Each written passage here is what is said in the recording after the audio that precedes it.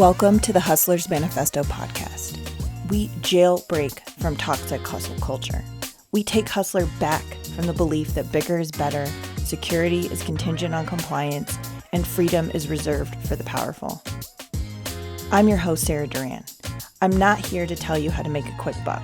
I'm here to change the way work is done so we can live more meaningful lives right now instead of betting on an uncertain future. If you value this content, please rate it and comment on this podcast wherever you get it. Thanks for being part of the movement. Hi, Tori. Hey, how's it going? I'm good. How are you? I am great. Thank you so much for having me on your show today. Thank you so much for being here. I'm thrilled. I know it's been like a few months since we decided to have this conversation, so I'm thrilled that we get to do it. Let's start off with the first three questions that I ask everyone at the top, which is, who are you, what is your work, and why do you do it? Yeah, so I am Tori Barker. I am a digital marketing, fractional CMO, podcast marketing strategist. I will get into this a little bit more, but I work for a company called Buzzworthy Integrated Marketing, and then I own my own business, which is creative marketing. So we'll talk about all of that, what that means, how we'll just unpack all of that. And then the reason why I do what I do. I love to be creative and I love to help people and I love to serve. And so the talents that I have allow me to do that and help other business owners and other entrepreneurs. So it's just a passion for me to help see other people succeed. I love it. So let's go there. Tell us a little bit about I'd love to hear just a little bit about your journey. Like, how did you start working for yourself? And you recently just went through sort of like a transition. I think the term I used before we hit record is not a hard pivot, but a 45-degree angle, or maybe just adding a stream. I don't know how you want to describe it. Yeah. So tell us a little bit about how you got to where you are today. Absolutely. So my journey, some people may be able to relate. I came from about 15 years of corporate marketing. So I was in the corporate world for about 15 years doing marketing for a couple different businesses and companies. And then about 4.5 years ago, decided that I wanted to go out on my own and use my creative talents to do anything that I could. I wanted to be innovative and I wanted to help multiple people and try to utilize the skills that I had to do that. So I started my own business, which was called Creative Marketing, which is a digital marketing agency at the time. And so for about 4 years, I was growing that business as a digital marketing agency and helping small to mid-sized businesses grow and scale their business. And about half a year ago, I had met a friend of mine through a podcast mastermind group that we're part of. And we're both podcasters, both digital marketing agency owners. And we started talking about collaboration, and we would swap services, and I would do some service work and he would do some service work for me as well. And so then we started talking about possibilities of merging our businesses together to help and scale and grow as a combined force. And so with that, at that time, I was also kind of in this discovery phase, if you will. And I was really loving the podcast space because I am a podcast host. I had a podcast in 2019 for about a year with a colleague of mine, and that kind of fizzled out with COVID coming in. And then after COVID, started my own podcast called the Creative Visionaries Podcast. And so I've loved the podcasting space, the community that comes along with podcasting, and just everything about it, especially the marketing side of things. And so I had this kind of turmoil inside that I wanted to continue doing digital marketing and helping these small, mid-sized businesses, service-based businesses, but I also wanted to help podcasters. And so right at that time when my friend and colleague, Michael Bazinski, reached out to me and we talked about this collaboration idea, merger possibilities, this gave me the opportunity to merge creative marketing, the digital marketing side, with Buzzworthy Integrated Marketing. And in doing so, I have been rebranding creative marketing to help with the podcast marketing and strategy side of things for podcasters. So I'm really, like you said, I'm kind of in this shift, right? But I also feel like I have the best of both worlds, right? Because I get have these two passions of mine, which is helping businesses, business owners, service-based businesses with digital marketing. And then I get to help those podcasters who may also be business owners with marketing their podcast and using that as an avenue of marketing for their business. So that's kind of how I got to where I am today. And man, it's been fun. It's been rough. It's been exciting. I'm still in the midst of it, but yeah, it's a wonderful blessing to be in right now. So apparently it is a small world, because when you said buzzworthy media, I was like, I wonder if that is Michael Kaczynski. Do you know Because Michael? yeah, so he was on before, like the previous version of this podcast, which was called The Freelance Revolution. We had him on as a guest on our podcast, Yeah. and I was on his podcast. Awesome. Yeah, so that's I was like, I wonder. So that is awesome. Small world. Um, Yeah.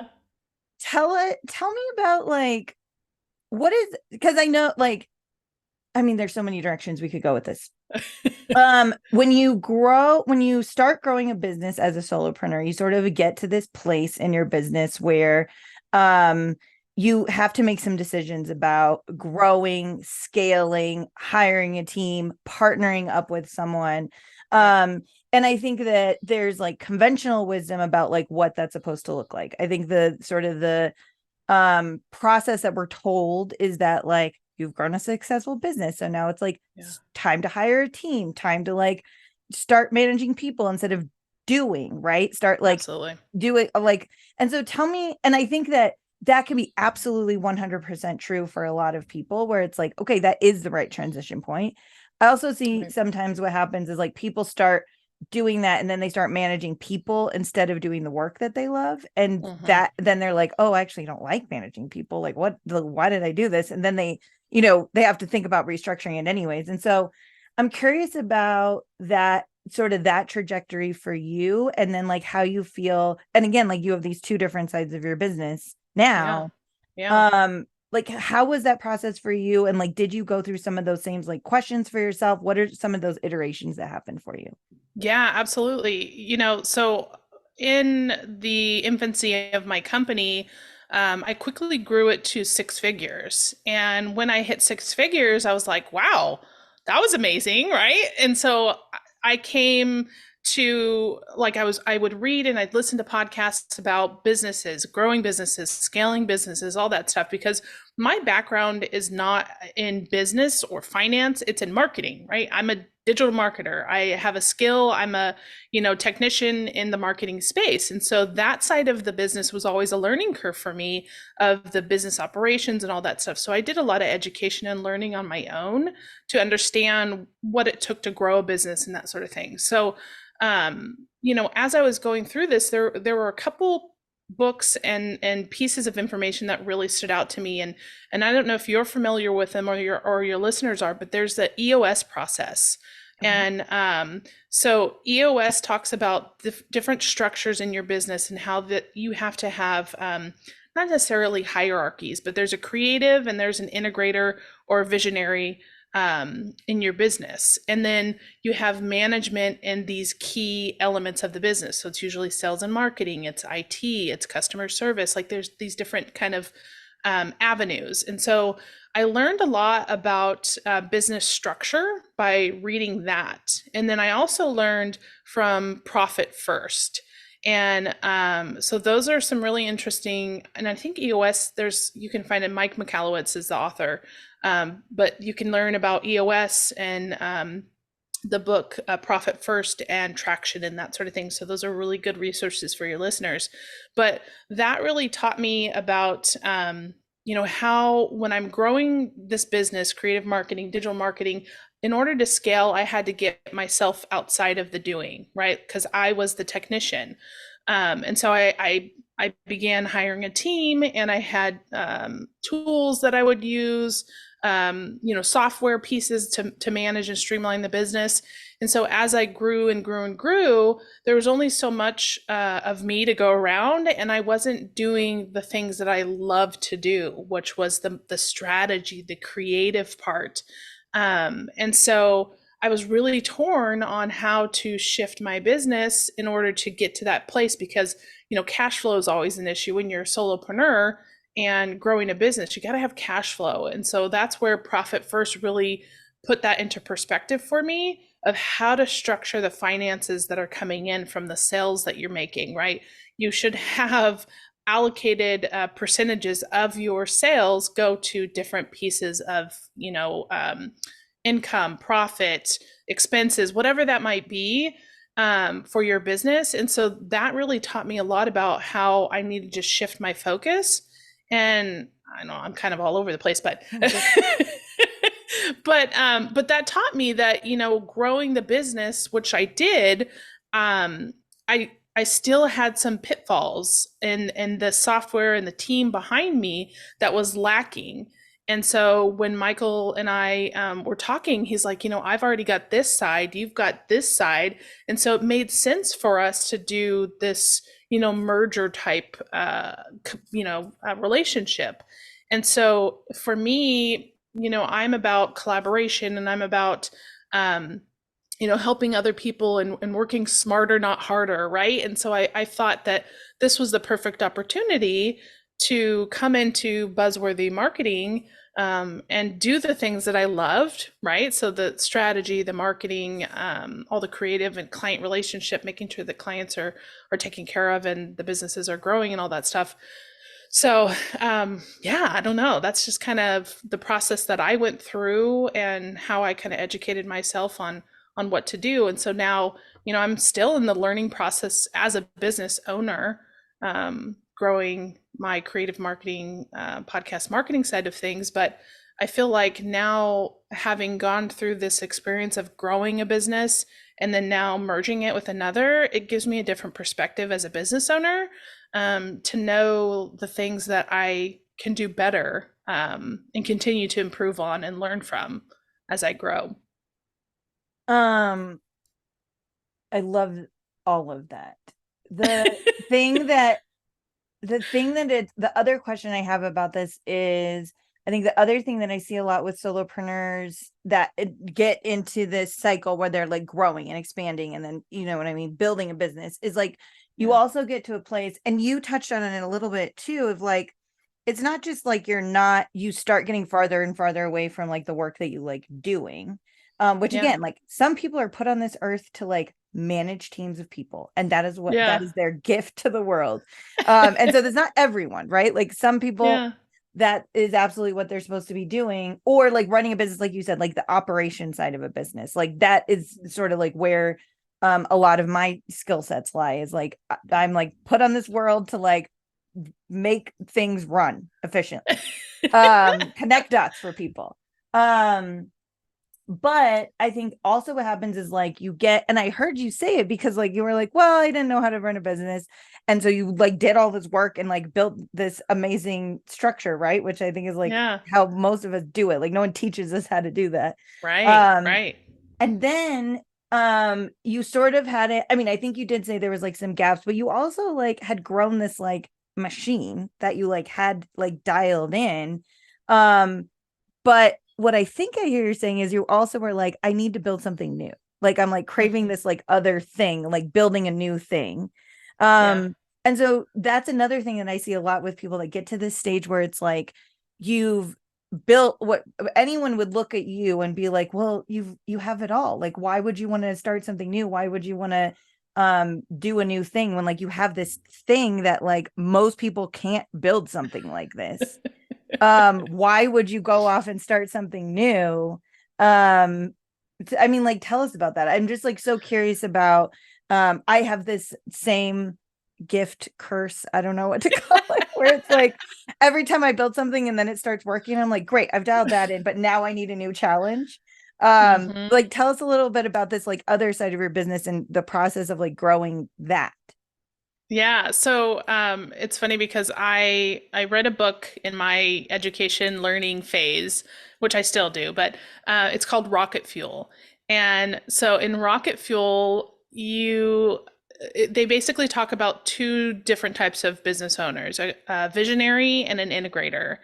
And so I really identified with the role of visionary. And so lots of big ideas, always trying to figure things out and having, different pieces of, passions that you want to follow and sort of that sort of thing. And so that was one piece of it, right? And then in growing my business, like I said, I started this podcast and somehow just this podcasting space became a huge passion for me. And so, like I said, when I grew my business, I was in this turmoil of like, well, I still really love digital marketing and I love helping small businesses, but I also kind of have this little like desire to do podcast marketing because it's been such a benefit for growing my business. That's how I leveraged the growth of my business was through the connections and networking and the podcast marketing that I was doing. And so I had this huge passion to do that as well. And so, like I said, this was, when Michael and I started talking, this was a blessing in disguise because it gave me that opportunity to still do both things. And so I love, the digital marketing side of things, but now it's kind of like I have this new baby or this new business on the side that I'm kind of nurturing and growing because of the passion that I had for myself and the success that I saw as a business owner myself to now help other podcasters do the same. Tell me about what it's like, because I also have this same struggle where like I do like a bunch of different things in my business. Like I sort of run like 2 to 3 like different businesses.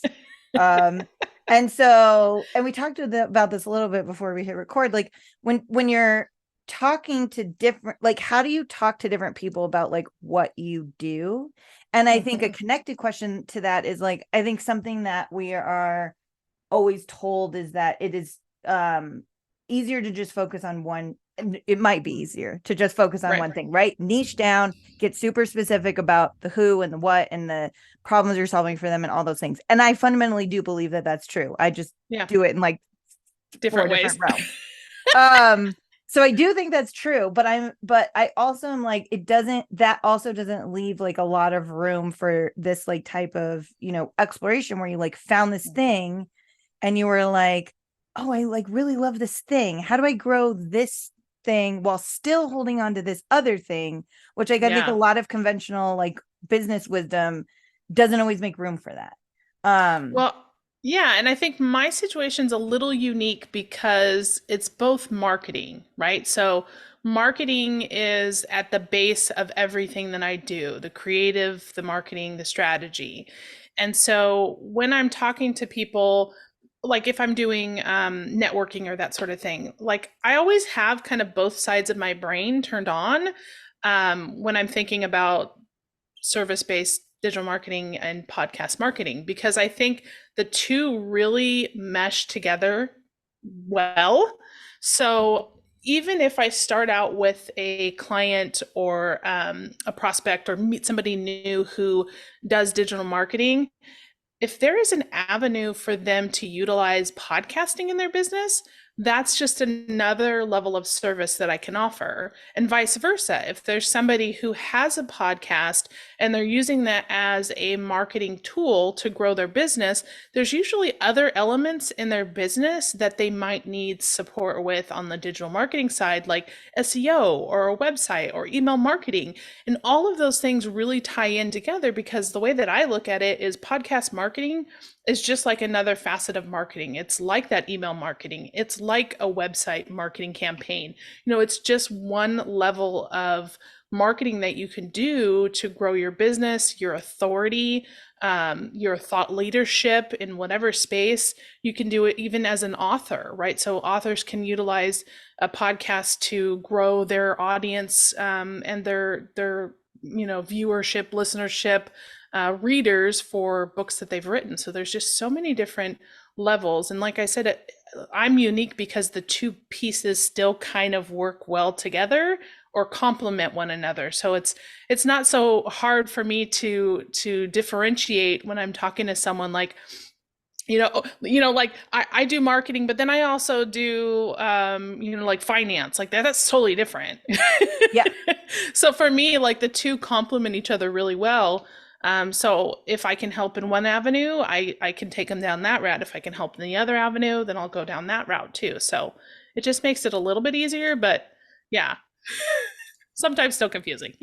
I mean, sometimes so confusing, but also what I hear you saying, and this is something that like I continue to like tease out for myself of like, what is the through line between all of the What you different things do. that I do? And there is a through line. Yeah. For you, that through line feels like a little bit more obvious, but I also think that for like I know a lot of other freelancers who also like coach and do content and provide services for Yeah. other freelancers similar to what I do. And for all of them, it's different through line. Like mine is Yeah. like very much like project management and project strategy and like execution. Like how do we take what you want to do and get it from the idea through to the, it actually exists. Yeah. And for other people, it's content. For other people, it's marketing. But there is always a through line. And so Absolutely. which is interesting when you're saying that what you're saying, that it's like sort of just like a little bit of an epiphany for me where I'm like, it's back to like what I'm sort of saying about this like conventional wisdom of like niche down and like et cetera, et cetera. Yeah. Like I still think that's true, but you're also like connecting together if you have these like sort of other phases or like side hustles or whatever you want to call them. They're Yeah. still all fundamentally connected by something that is like intrinsic to Absolutely. you, right? Like for you, it's like creativity and marketing and like helping people sort of like um get themselves out into the world. Yeah. Um, Absolutely. so yeah. Yeah, no, you're totally right because you know, for me it was a discovery phase of like self-discovery and identifying what that through line was or what my true passions were, what seat I'm supposed to be in, where's my zone of genius, if you will. And so for me, it just took some time of reflection. There's different things that, people tell you to do, meditation or journaling or whatever that might be. But really, you need to take that time to see those common threads, to identify those pieces in your business or, find, when you're working on projects, what is it about that project that you really love? And what lights you up, what gets you excited. And that for me has always been marketing or being creative.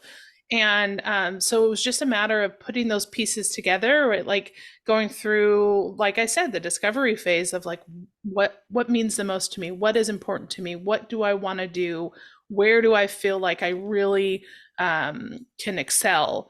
And so just being able to help people be creative and utilize marketing skills that I have has been, a huge benefit to niching into podcast marketing and niching into service-based businesses.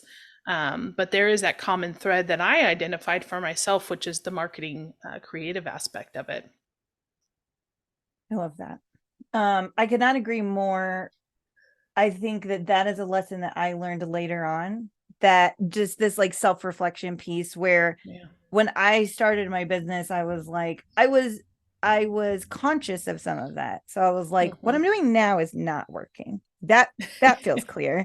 And so I need to do something else. And then as I started to get more clients and sort of like, and I'm like a little bit more of a generalist, I think, than you are. And so it took me a little bit to be like, what do I even do? Like what is Yeah. this thing that I even do for people?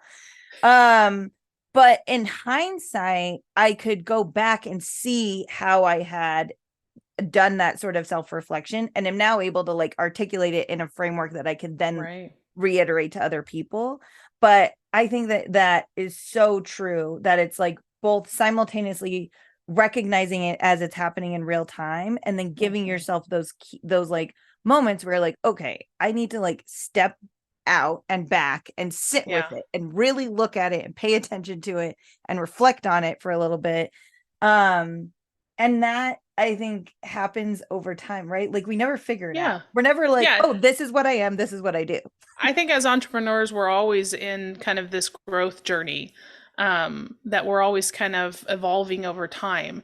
And one thing that I want to point out to the listeners and people who are hearing this is that it's really important to not compare yourself to other people, especially other successful business owners who are likely, 10 years ahead of you. And so that's something that I learned when I was, starting my business. Is I would look at these companies who had been established or had been successful in, seven figures and all this stuff, and I was like, "Oh gosh, I should be there, or I should be doing that." But when you look at it, they had a journey to get to that point to where they are now. And so you can't put yourself in their shoes where you are currently. You have to go through that time of, growing your business, growing yourself, and the journey to get to that point to be successful, because it doesn't happen overnight. It's not always easy, but it's worth the journey, because you become a better person. In my opinion, as an entrepreneur, you become a better person learning these lessons along the way so that you can help somebody who was you, 5 years ago or whatever. And there's a quote that I heard on a Ed Milet podcast, and it was, "Serve the person you once were." And so that really stuck with me, because I look back and I think, like anything that I do in my business, I want to help somebody who is just a step behind me, or who has not quite figured out the formula or this, process that I have already figured out. So I'm going to help them get to that place faster and easier than I did, because that's the purpose, right? That what have I learned if I don't use my learnings, if you will, to help other people? So don't compare yourself to others. It's a journey to get to where you need to be, but accept it for what it is, because you'll get there. It's just a matter of time.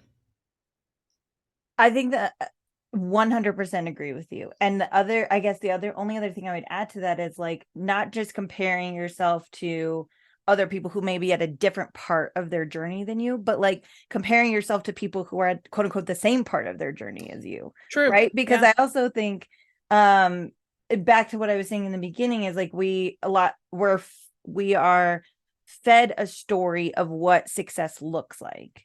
And that does Yeah. not need to be everyone's story, right? So like success for one person doesn't look the same. Like some people might be like, I want seven figures.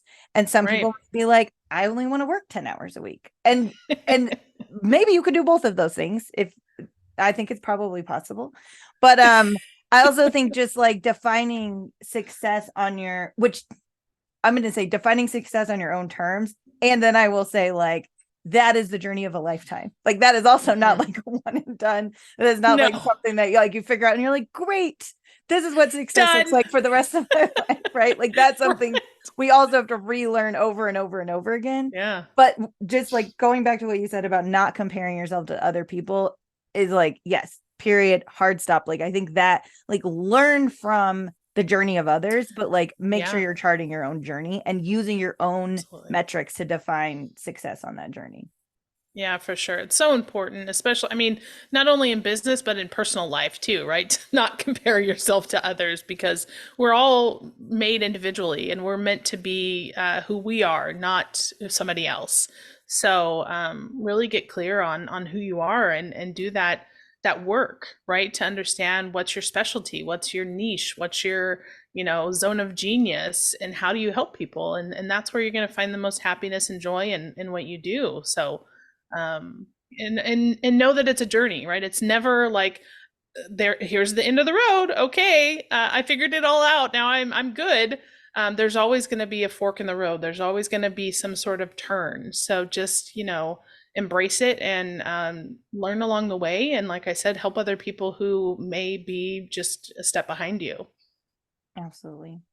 I think that is the perfect note to leave us on. That was like you just mic dropped it, I feel like. So Tori, tell us where we can find out more about you. Yeah, absolutely. So Always available to connect on LinkedIn. You can reach me under Tori Barker. Love to chat with people on LinkedIn. So send me a invitation to connect and message me. If you are looking for service-based marketing, so if you're a service-based company and you need digital marketing, you can go to buzzworthy.biz. If you're a podcaster and you're looking for some advice and some strategy and some growth techniques for podcast marketing, you can reach out to creativemarketing.biz. And, thank you so much for having me. And hopefully I was able to bestow some knowledge on your listeners, and just happy to be here. And thank you for your time. Yeah, thank you so much. It was awesome.